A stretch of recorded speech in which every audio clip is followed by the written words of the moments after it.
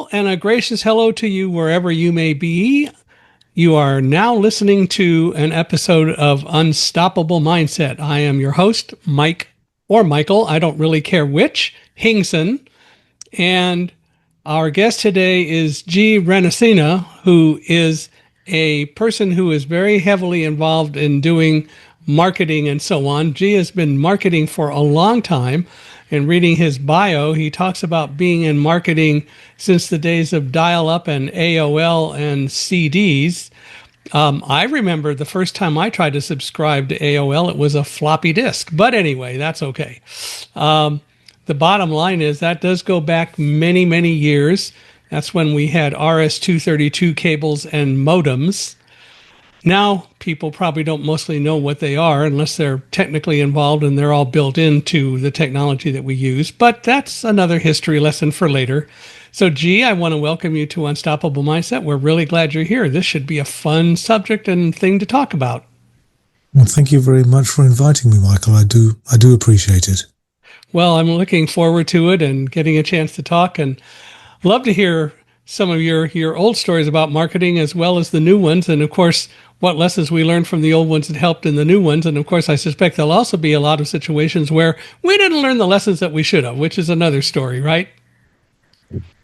Yeah, history does tend to repeat itself, unfortunately. And that usually happens because we don't pay attention to the lessons. Yeah, I think we think we know better. But it's funny because, you know, if you look at other industries, you know, if you want to be an architect, right, you would certainly look back to the works of, you know, Le Corbusier or Frank Lloyd Wright or Renzo Piano, or, you know, some of the great architects, and you would look back on their work, you'd look how they did it, and you would, you know, turn back the annals of history to see what had gone before. But for some reason, in our industry, in marketing, we don't think we can learn from the lessons that our erstwhile peers have had in the past, and so as a result, we tend to sort of rename things that have gone before so that the newer generation of marketers will actually pay attention to them. You know, so we give things new names, but actually, if you scratch the surface and look a little bit deeper, it's actually nothing new at all. And I don't quite know why that is. I think, you know, people think that they know better than the people who've gone before them, because of the technology, because, you know, so much of the execution, the promotion side of marketing is technology based. I'm guessing that people don't see a relevance to what happened in the past because of the technology aspect being different. Right. But what I contend is that the essence of marketing is about understanding human behavior and their reactions to particular impulses, right? In which case, we have plenty to learn from the people who've walked walked this path before. And we should be maybe a little bit more humble and open-minded into accepting that we don't know everything, and we maybe don't even know what we don't know. I always remember back in, 1982 or 1983, we had a situation here in the United States where somebody planted some poison in a bottle of Tylenol in a drugstore. Oh, yes, I remember that, yeah. Yeah. And within a day, the president of the company came out and said, this is what we're going to do to deal with it, including taking all the bottles of all the pills off the shelves until we check them over and make sure everyone is clean and so on. And he got right out in front of it. And I've seen so many examples since of relatively similar kinds of crises And nobody takes a step to take a firm stand about how we're going to handle it, which is really strange because clearly what he did really should have taught us all a lesson. Tylenol hasn't gone away, the company hasn't gone away, and the lesson should be that there is relevance in getting out in front of it and having a plan. Now, I don't know whether he or anyone really had a plan in case something happened. I've never heard that, but still, whatever, he got right out in front of it and addressed it. And I just really wish more marketing people, when there is a crisis, would do more of that to instill confidence in consumers.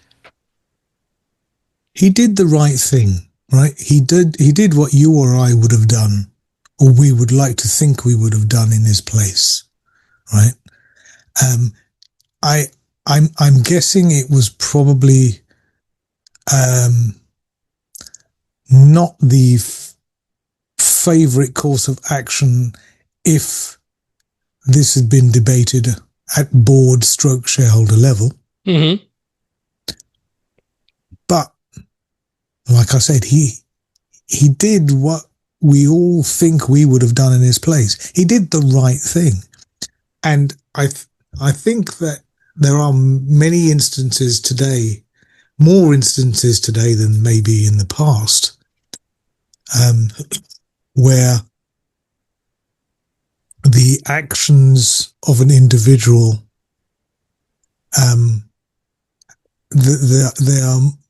individual has more freedom of expression in the past than they've had in the present. Mm-hmm. And they don't have to mind their P's and Q's as much. I mean, sure, we're still talking about profit-making organizations. We're living in a pseudo-capitalist neoliberal society. But surely there still needs to be some kind of humanity at the end of this. Right. Reputations take years, decades sometimes to build, and they can be knocked down very quickly, right? Right. There's just, I think somebody a lot older and wiser than me, well, certainly wiser, older, said a brand's reputation was like a tree. It takes ages to grow, but can be knocked down very quickly. Mm-hmm. And there are plenty, history is littered with examples of organizations who haven't done the right thing. Well, yeah, go ahead. No, go ahead. Tell me.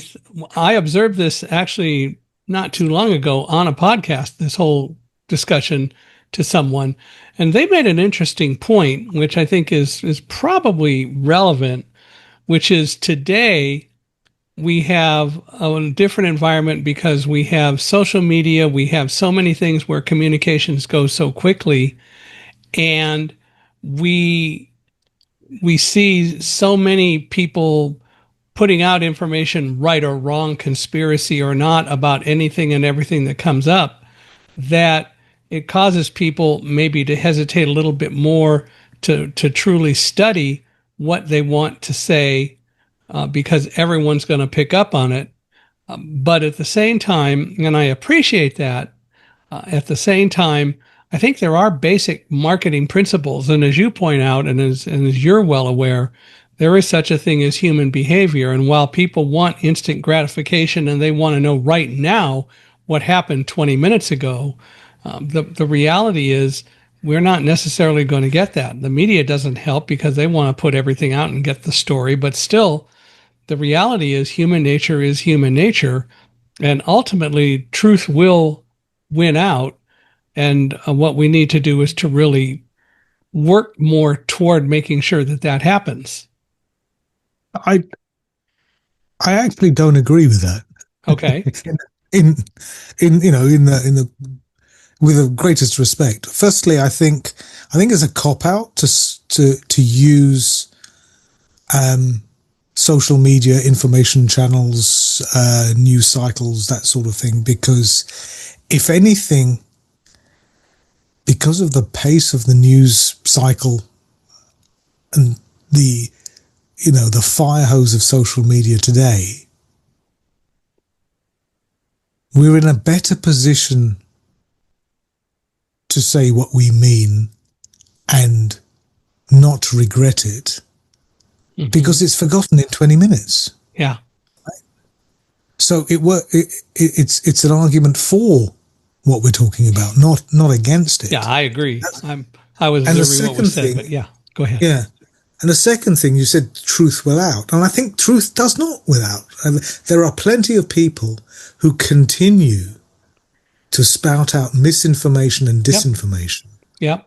constantly at every level of at a corporate level, at a political level, at a geopolitical level, or at a local level, right? I don't want to sort of go down that rabbit hole, right? Yeah.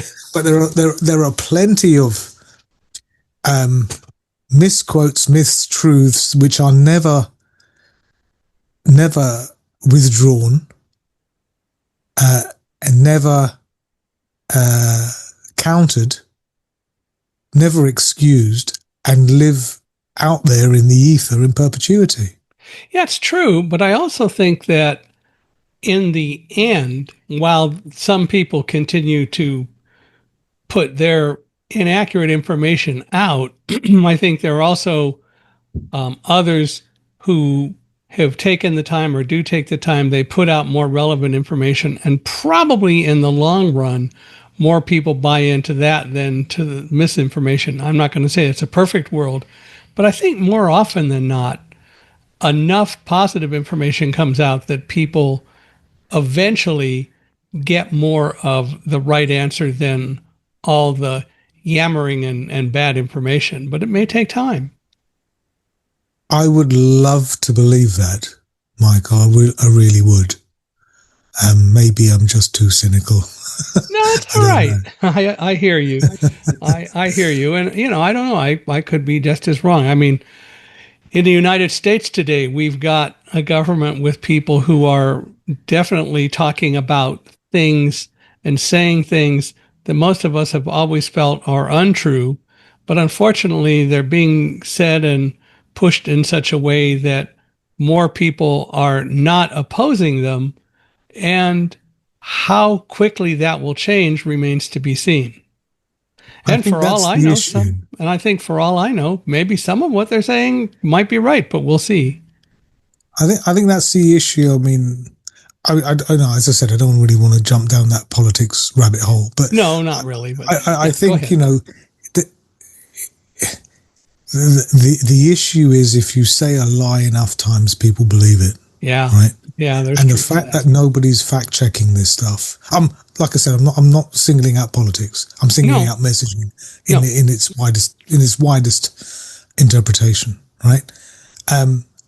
False messaging of any sort, if left unchecked,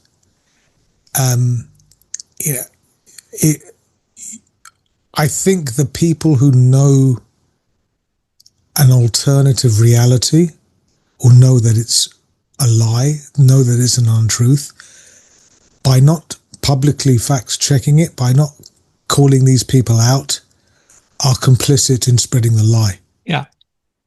Oh, I think that's true. And you're right. It doesn't matter whether it's politics. It doesn't matter whether it's, whatever anything. it is. It's anything. Yeah. Yeah. And I think there's one of the beauties of our country, your country, and I didn't explain at the beginning that G is in you said northwest part of France, right? Northeast. Well, east, west, northeast part of Yeah, France. well, near enough. If you go east far enough times, you get to west anyway, don't you? Well, you get back where you started, or maybe you don't. I don't know. It depends who you listen to.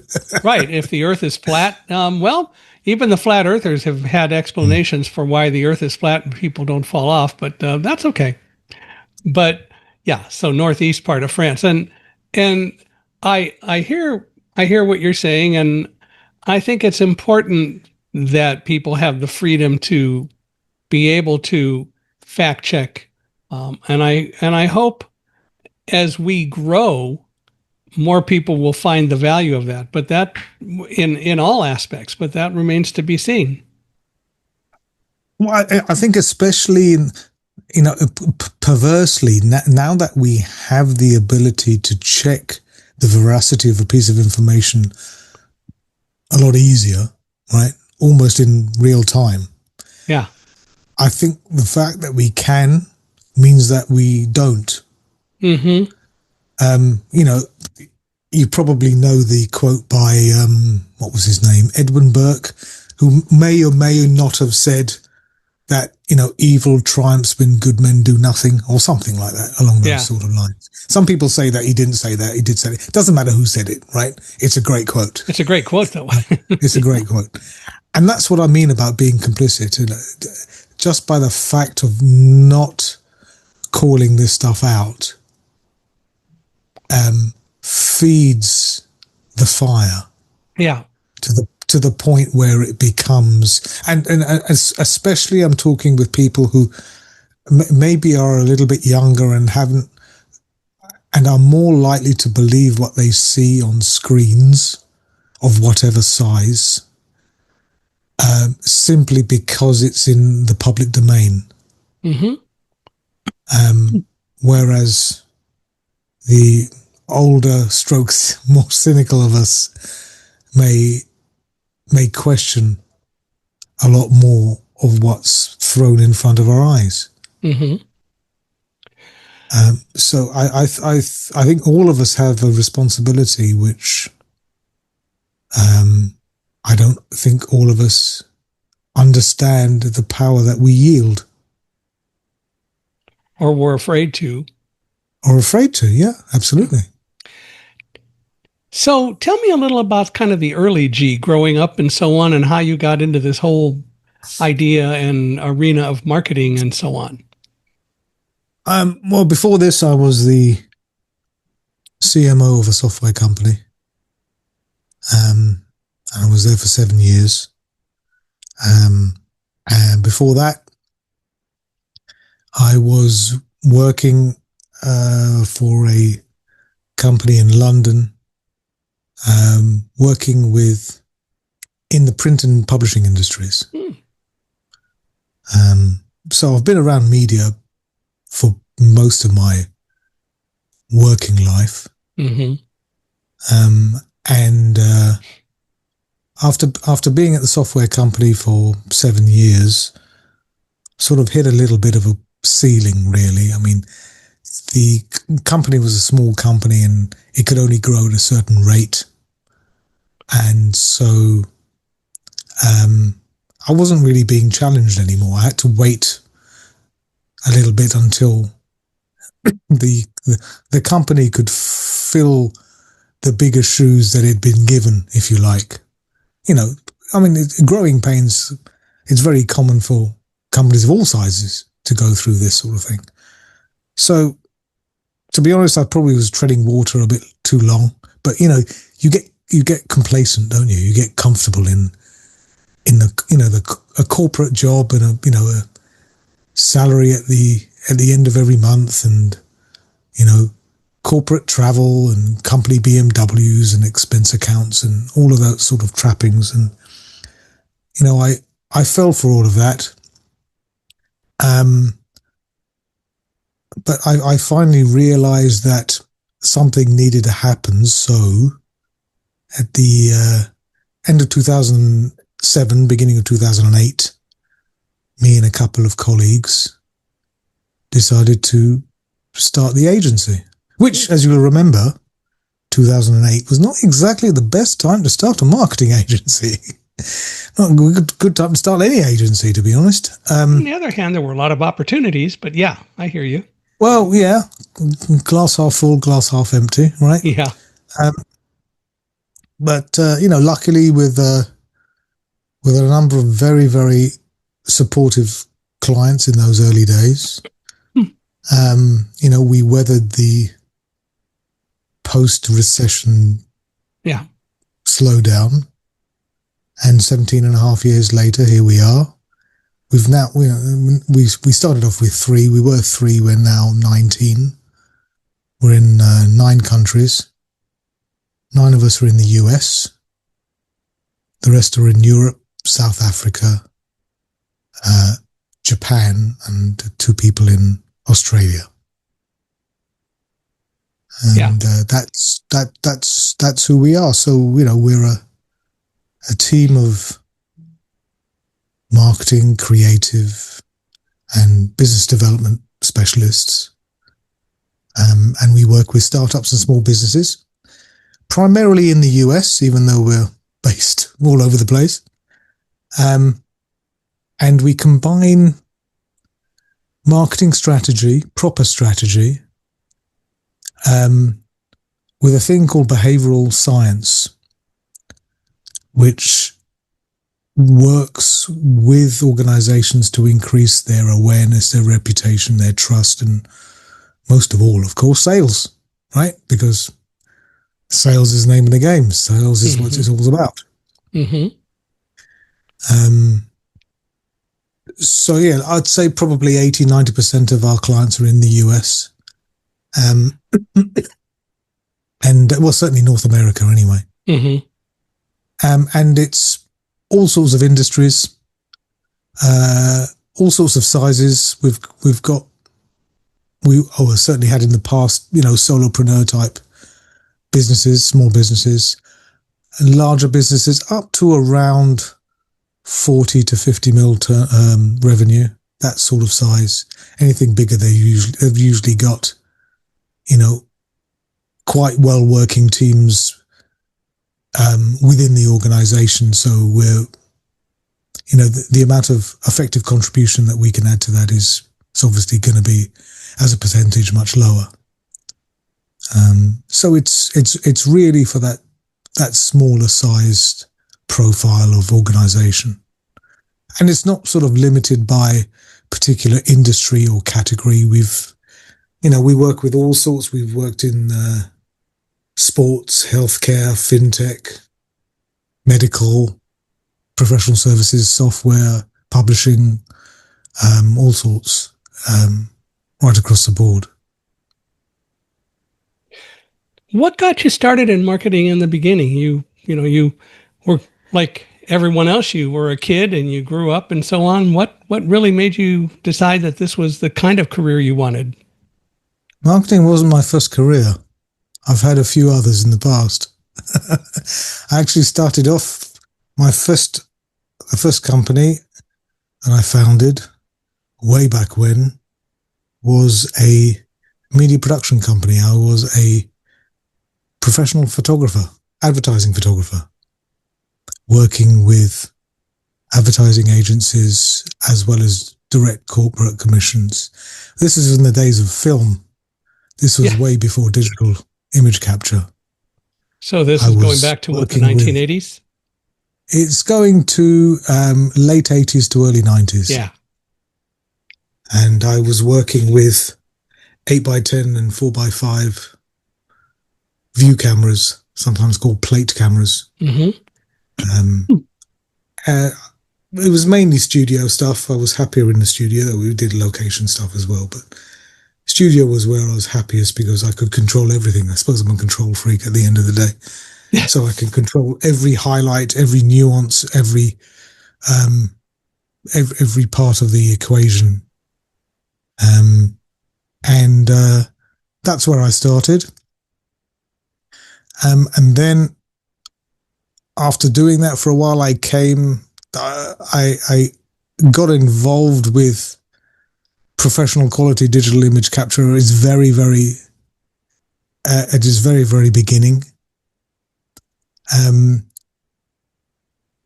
And was instrumental in the adoption of digital image capture for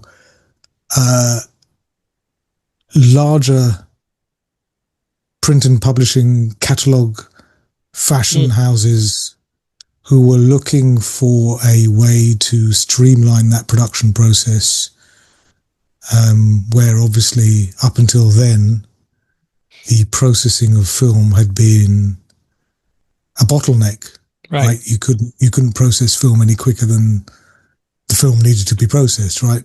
The E6 process, which was the term for using a bunch of chemicals to create slides, diapositives, transparencies, I think it used to take like 36 minutes, Mm-hmm. plus drying time. So there was a, close to an hour wait between shooting and actually seeing what the result was. And that time frame could not be reduced. Up until that point in time, the quality of digital image capture systems wasn't really all of that. Certainly wasn't a close approximation to what you could get with film at the time. Until a number of manufacturers working with chip manufacturers were able to increase the dynamic range and the tonal nuances that you could capture on digital. Mm-hmm. Of course, the problem at that time was we were talking about what today is not particularly large, but was at the time in terms of file sizes. Mm-hmm. And the computers of the day would be struggling to deal with images of that high quality. So it was always a game of catch up between the image capture hardware and the computer hardware needed to view and manipulate the image. And by manipulate, it was more manipulation in terms of optimizing the digital file for reproduction in print, because obviously that was the primary carrier of the information. It was for use in some kind of printed medium.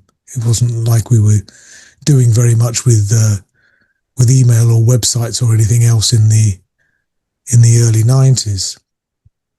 So the conversion process to optimize a digital image captured file to give the best possible tonal reproduction on printed material has always been a little bit of a black art, even when we were digitizing transparency films. Going to digital image capture made things a lot more predictable, but it also increased the computational power needed, number one, but also for photographers to actually understand a little bit more about the photomechanical print process. Mm-hmm. And there were very few photographers who understood both sides of the fence. So I spent a lot of time being a pom-pom girl, basically, Mike. I was waving the pom-poms and preaching large about the benefits of digital image capture and how and educating the industries, various photographic industries, about possible best practices. There weren't any sort of standards in place at the time. And it took a while for people to really buy into that. They weren't visionary enough to understand what you were saying, I bet. Well, we were also taught, very few were, and there were two reasons. One of them was financially based, because we were talking about a ton of money. Yeah. To do this properly, we were talking about a ton of money. Just the image capture system would easily cost you 50 grand. And this was in the days when 50 grand was a lot of money. Yeah.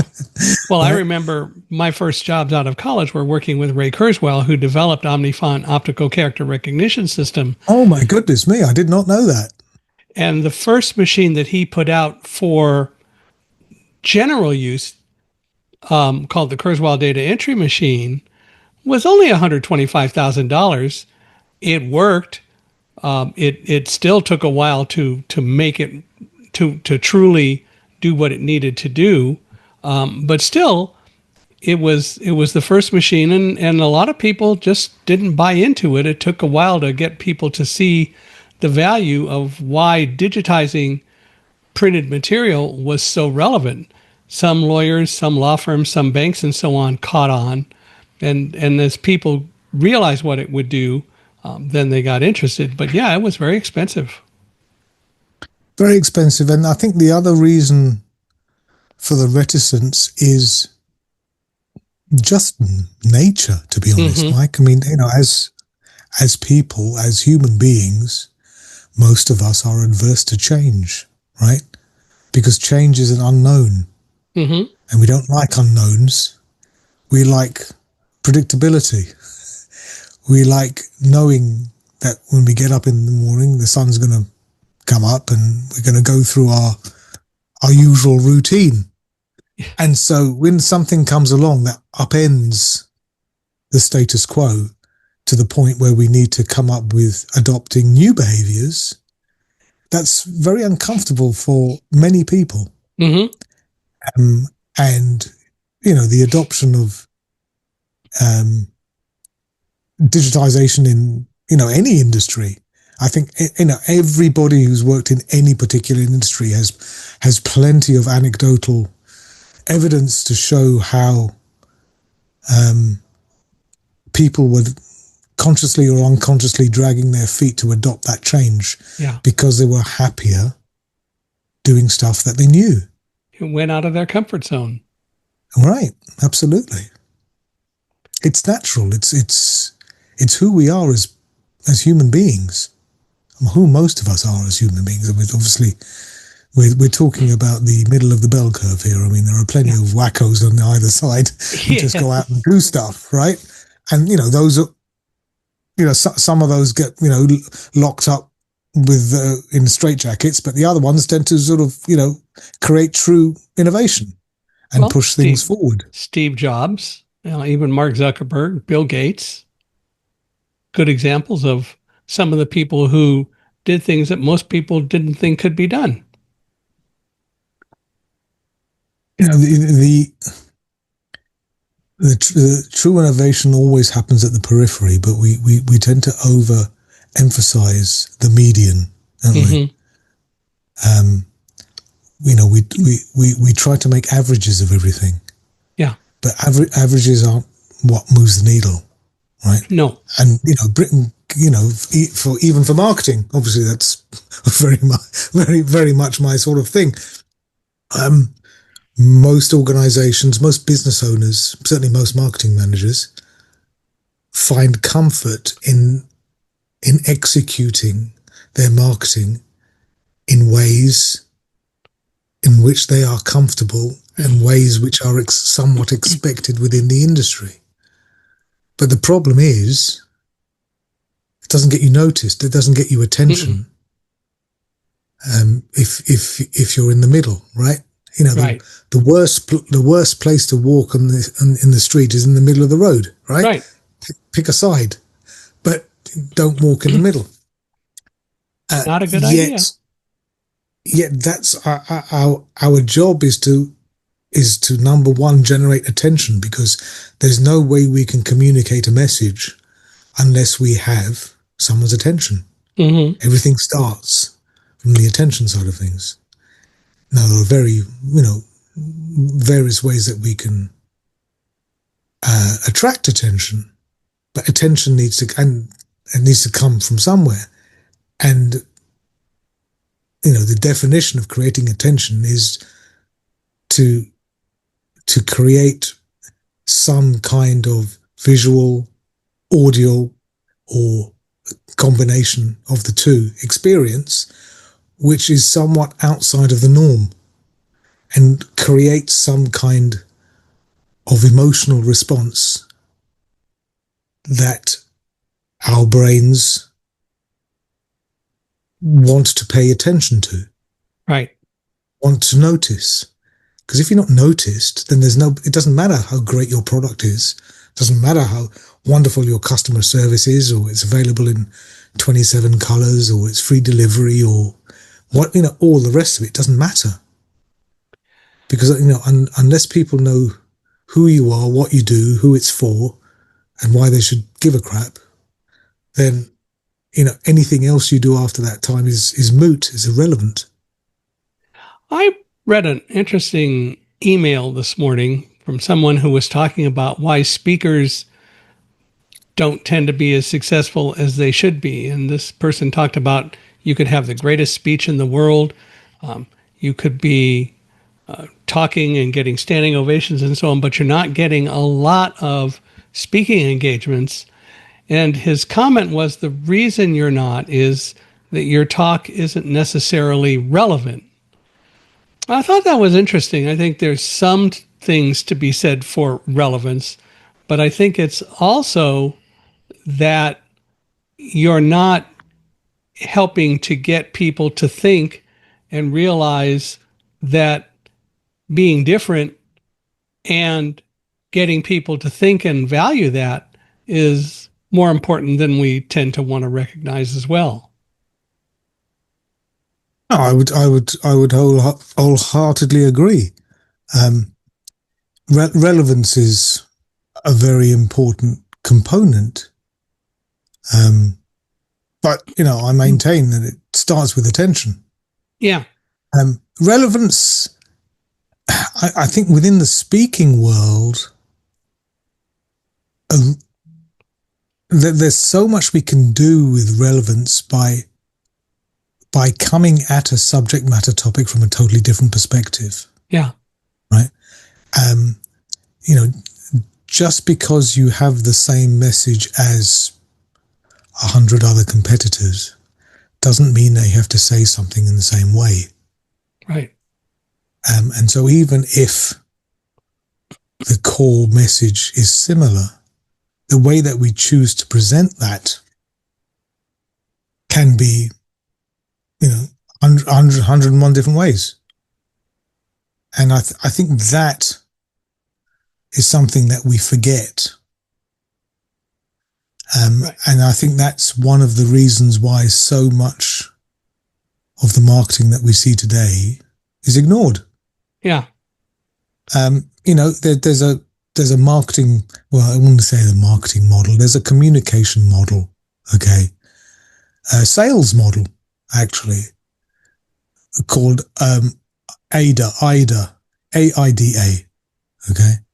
So even if you've not worked in sales or marketing at all, if you've even seen the film Glengarry Glen Ross, or the play that it was based on, it's actually playing in New York City at the moment, I believe. Yeah. AIDA, which is tracking the customer experience in 4 steps. So the idea is you have awareness, interest, desire, and action, right? AIDA. And it's understanding that there are 4 steps to getting to the position of negotiating the deal with a prospective buyer.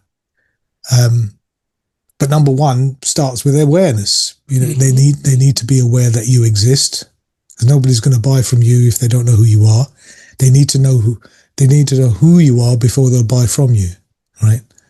There obviously needs to be an interest. A product market fit. What you're selling is something that they could, conceivably use in terms of solving a particular problem that they perceive as having. The desire, why should they buy from you as opposed to somebody else? Right? Why do they need to buy your product as opposed to a competitive product? And then finally, action, right? So that's what we might call sales activation or performance marketing, or, sales in the old terms, right? As they would say in that film, it's getting the buyer to sign on the line that is dotted. But all of this stuff starts with attention, and we're not doing a very good job, I think, as an industry. We used to be really good at it, but I think we've taken our eye off the ball somewhat and hoped that technology would fill in the gaps of our incompetence at being able to, at being able to shape the way that we market to customers, to buyers, in ways which create the memory structures in the brain to a sufficiently acute level so that when they are in the position to buy something, they think of us as well as probably a handful of other suitors that solve their problem. Mm-hmm. And this is why I think this is the reason why, because of the over-reliance of technology, this is the reason why so much of our marketing fails to generate interest, fails to generate the tangible business results that are expected of it. Because we're marketing by bullet point. We're expecting buyers to buy off a fact sheet. We've exorcised the creativity out of the equation, and we're just producing this vacuous, generic, vanilla music, if you like. Okay, I mean, again, think of any particular industry. You can see this. It's pretty much endemic. You can have two totally different organizations selling something purportedly solving the same problem. And you can look at a piece of marketing from each company. And if you covered up the logo of each company's marketing output, 10 will get you 5 that what's actually contained in the messaging is as equally valid for company A as it is for company Mm-hmm. B. And that's a real problem. It's not getting anyone's attention or creating awareness. It's not creating attention or awareness. And worse, it's creating a level of confusion in the buyer's mind. Mm-hmm. Because we're looking for comparisons. We're looking at a way to make an educated decision compared to something else. And if we can't see why product A is miles ahead in our minds of company B or product B, what often happens is, rather than make a wrong decision because we can't clearly differentiate the pros and cons between the two products, what we end up doing is nothing. Mm-hmm. We walk away. We don't buy anything because we can't see a clear winner, which impacts company A and company B, if mm-hmm. not the entire industry. And then they turn around and say, oh, well, nobody's buying. Why is our industry lagging behind so many others? It's because we're just on autopilot, mm-hmm. creating this nonsense, this generic sea of sameness in terms of communication. We just don't seem to have a grip on the fundamental understanding of how people buy stuff anymore. We used to. Yeah. Up until probably the 90s, we used to know all this stuff. We used to know how to get people going, how to stand out, how to create differentiated messaging, how to understand or what levers we could pull to better invoke an emotional reaction in the minds of the target buying audience that we're looking to attract. Mm-hmm. And then if we plotted these things around two curves, the point at which these curves would cross would probably be the adoption of technology. Mm-hmm. It just became too easy to reproduce the same thing in different ways, but you're still producing the same thing. The technology has limited our imagination, and we don't use our imaginations the way we used to. We're using technology as a proxy for reach, and mm-hmm.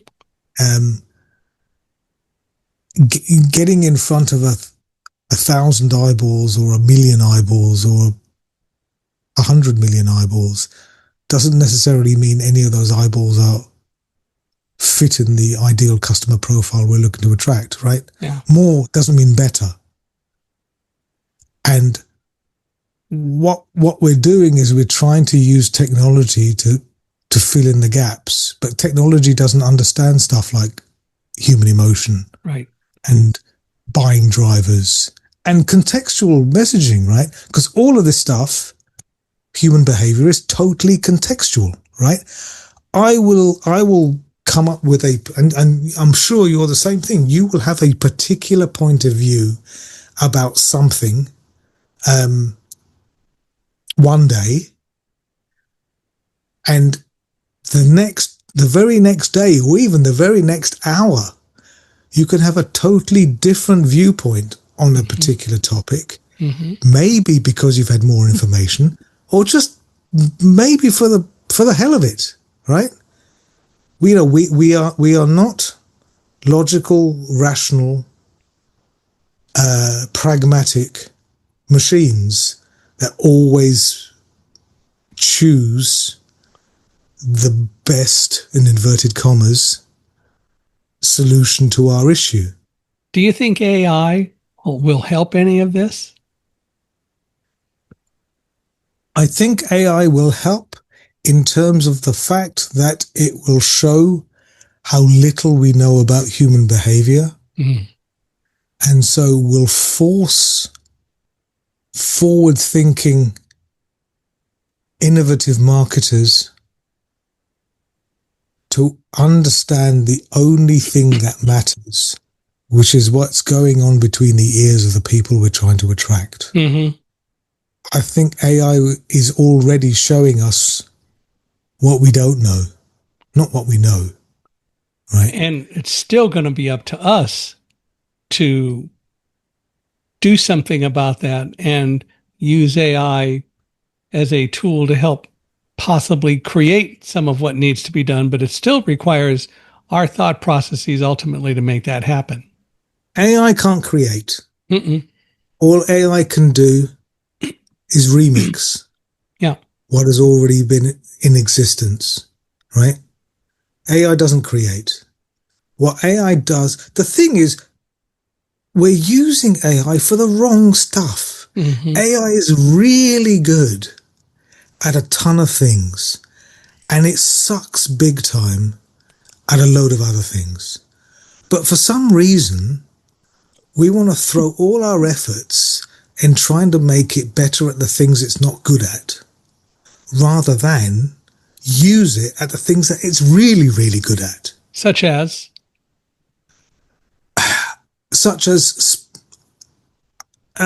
interpreting large data sets, creating models, financial models, marketing matrices, spotting trends in data, huge models of data, which no human being could really, in reality, make any head nor tail of. Finding underlying commonalities in the data to be able to create from that, to be able to draw out real useful insights on that data, to create new messaging, innovative products, services that we hadn't thought of before because we haven't been able to see the wood for the trees, if you like. Yeah. Right? For that sort of stuff, for the grunt work, for the automation, do this, then do this, and all of that sort of stuff. A/B testing, programmatic stuff, all of that stuff. Banner ads and modifying banner, all of that stuff is just basic grunt work that nobody needs to do, wants to do, right? Give it all to AI. AI is doing most of it anyway. We just never called it AI. We've been doing it for 25 years. We just called it software in those days. Right. But it's the same. It's the same goddamn thing is what we were doing. Right. Let it do all of that stuff because it's far better. And let's focus on the stuff that it can't do. Let's find out about what levers we need to pull at an emotional level to create messaging that better resonates in the minds of our buyers. That's what we need to do. AI can't do that stuff. Right. Where I think AI is helpful today as opposed to just software in the past is that it has been taught how better to interact with those who use it to be able to take questions and do more with them than it used to be able to do. But we still have to come up with the problems or the issues that we wanted to solve. And to do it right, we have to give it a fair amount of information, which still means we've got to be deeply involved in the process. I mean, where it's great, I mean, if you're looking at, text type work, right? Right. Or ideas or possibilities, or actually understanding the wider consideration set of a particular problem, is that the hardest thing is when you're staring at a blank piece of paper, isn't it? Right. We don't need, that's the hardest thing, right? So we don't need to stare at a blank sheet anymore with a flashing cursor, right? We can engage in a pseudo conversation, but we need to take into consideration that this conversation is taking place based upon previous existing ideas. So the chance that we'll get something fresh and original is very, very small. Okay. And as you just mentioned, the quality of the prompt is everything. Get the prompt wrong, and without enough granularity, detail, specificity, whatever else, you get just a huge piece of crap, don't you? Right?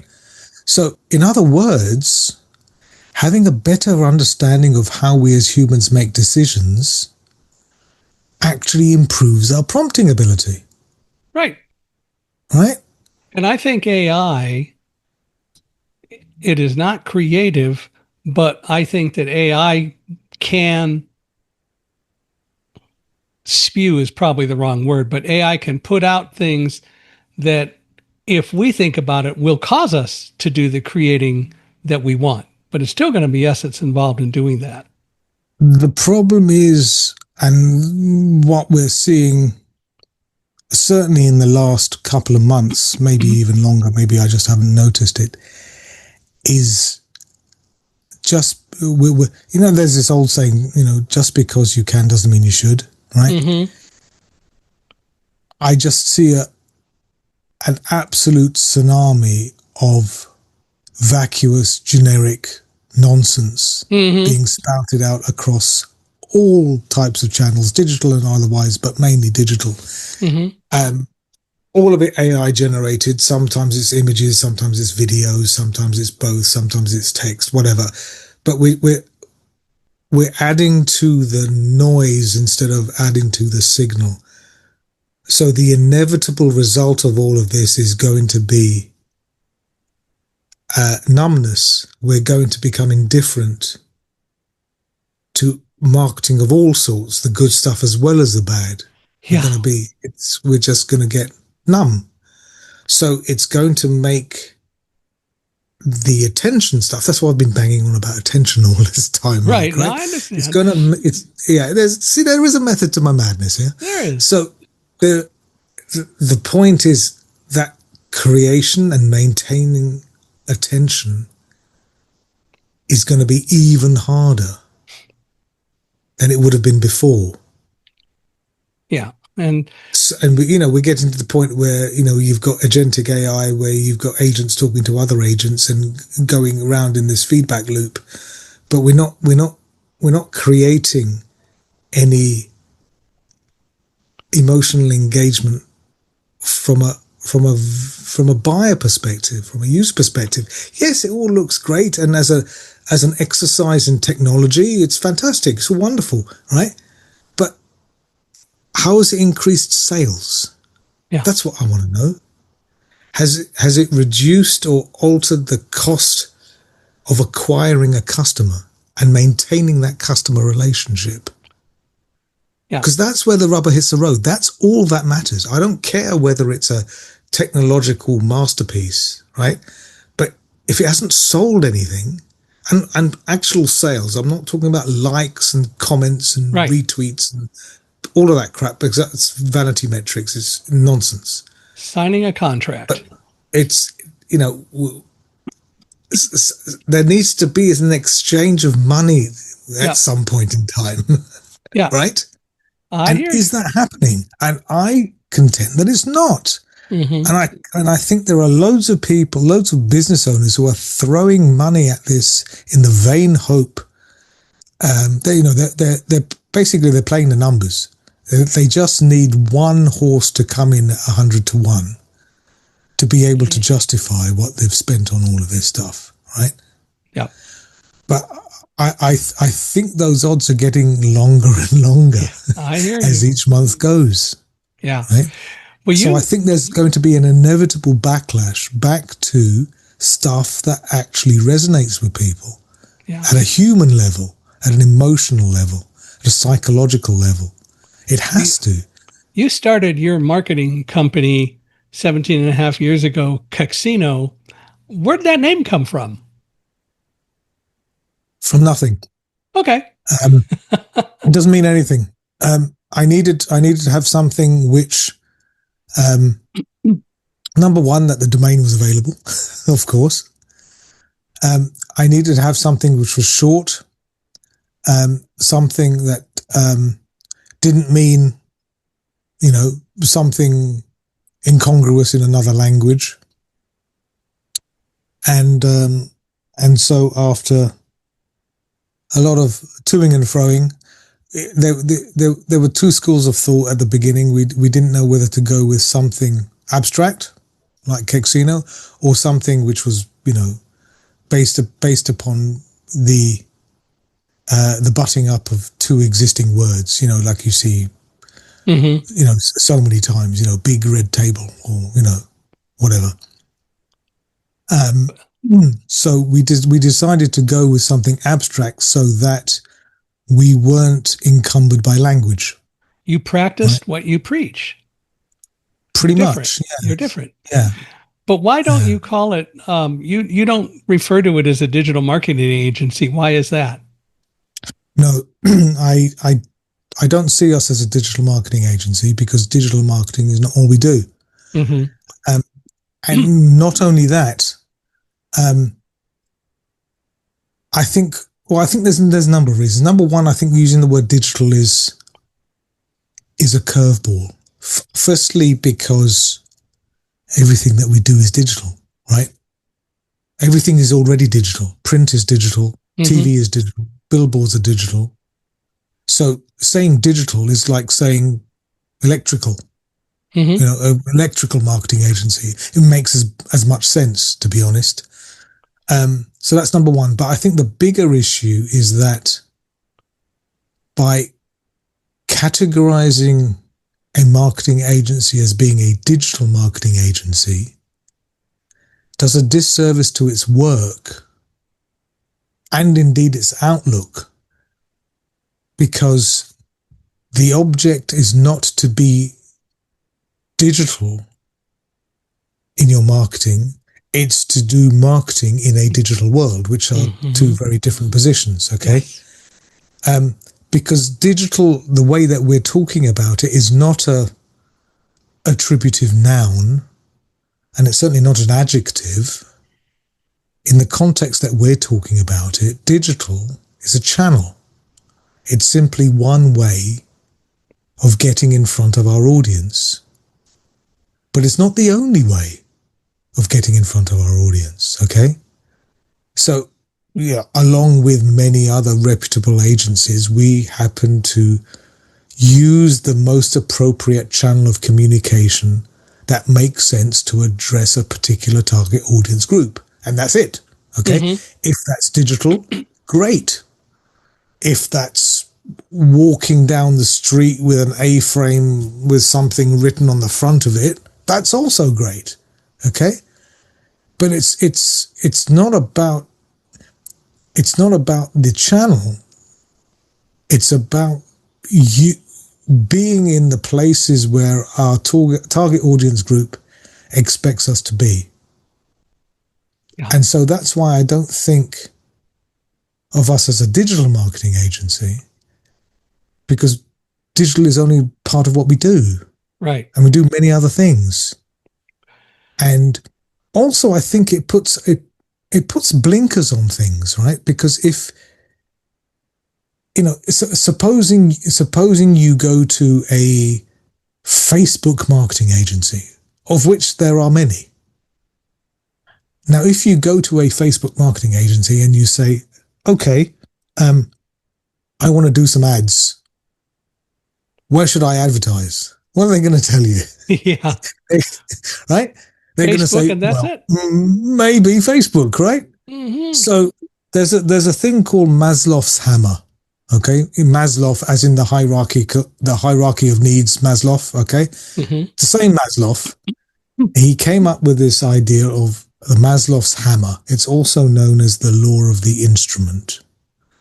And basically what it means, if we can distill it down, is if all you have is a hammer, then everything looks like a nail. Okay? And what that means is you're looking to solve any problem that comes along by the tools that you have in your toolbox, regardless of whether that's the best way of moving forward, which I think is a very short-term and myopic view. Mm-hmm. So that's why we don't like to think of ourselves as a marketing agency, because there are many ways of solving a particular problem, and it doesn't necessarily have to be digital or promotional, or it's like, are we a video marketing agency? No. Does that mean we don't do video? Not at all. Of course we do, right? We're not an AI marketing agency, right? In the same way, okay, we're not a YouTube marketing agency. You're a marketing agency. We're a marketing agency. Right. What are some of the biggest mistakes that small businesses make when it comes to marketing? I think the single biggest mistake, and I speak to business owners pretty much on a daily basis, right?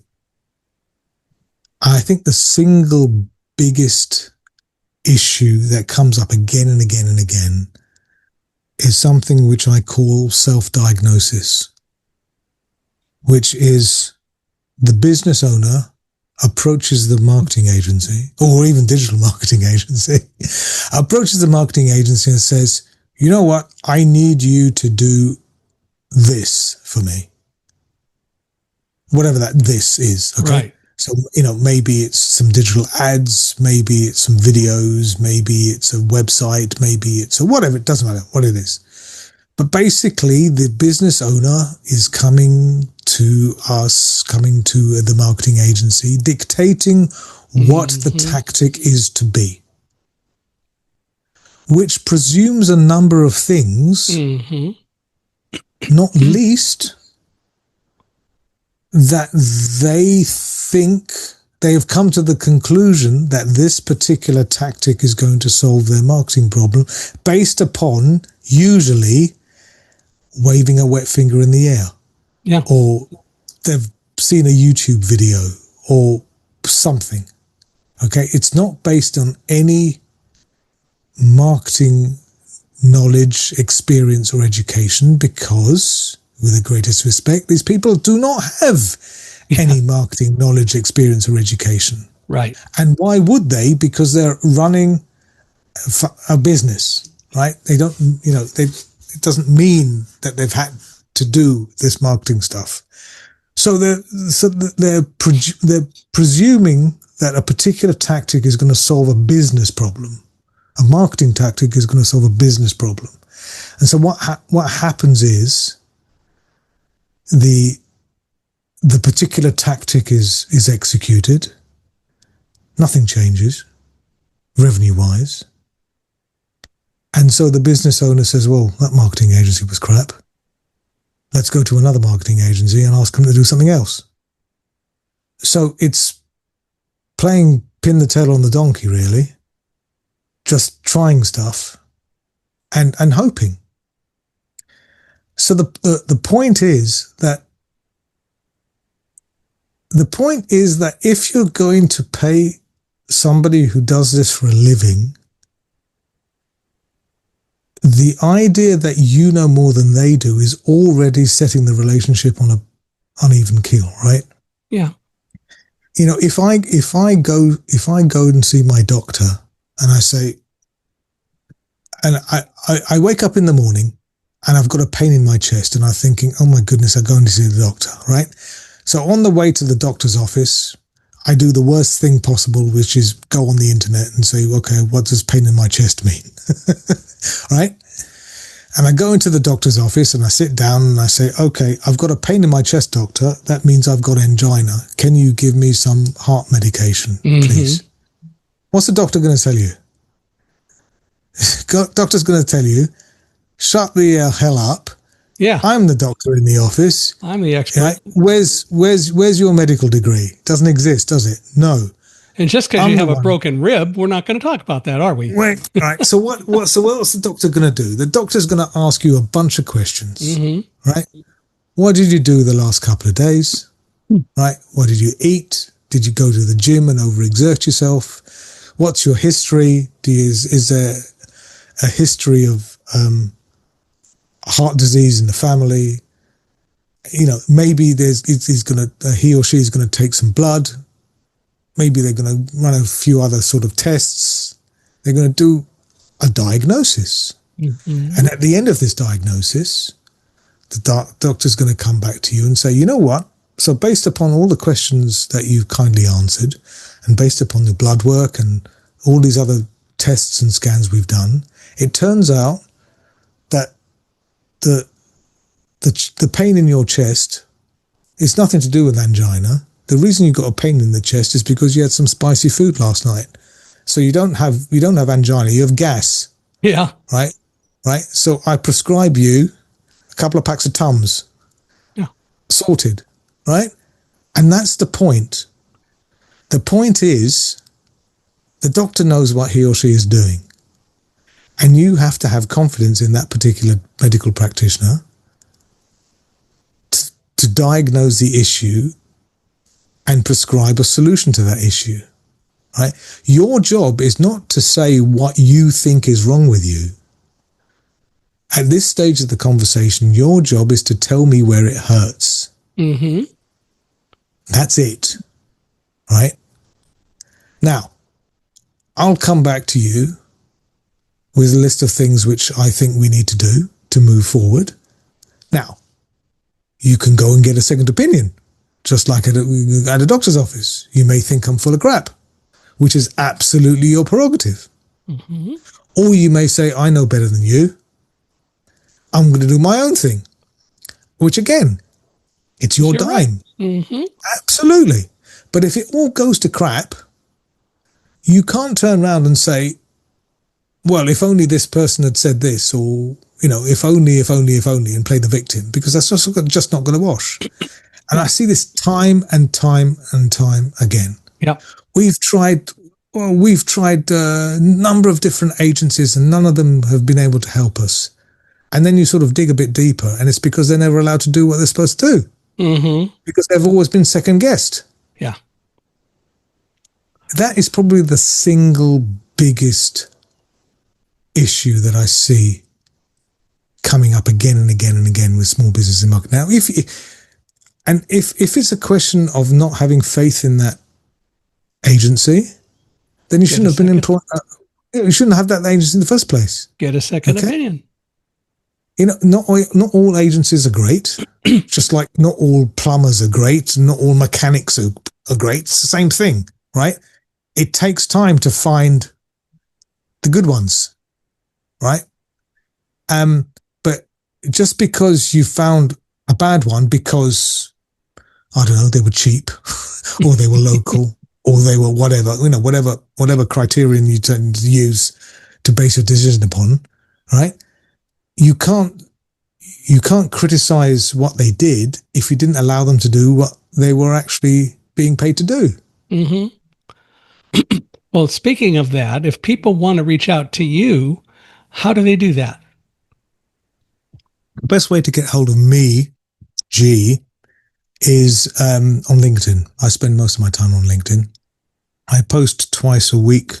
I post videos about some of the sorts of things that we've been talking about today. And they're only sort of 60 seconds long, 90 seconds long. It's not sort of taking up anybody's time very much. You can find me there. Would you believe, Mike, there is only one Gee Ranasinha on LinkedIn? Can you imagine? Hard to imagine. Fortuitous. How fortuitous is that? Yeah, really. And G is spelled G-E-E. And how do you spell your last name? You could.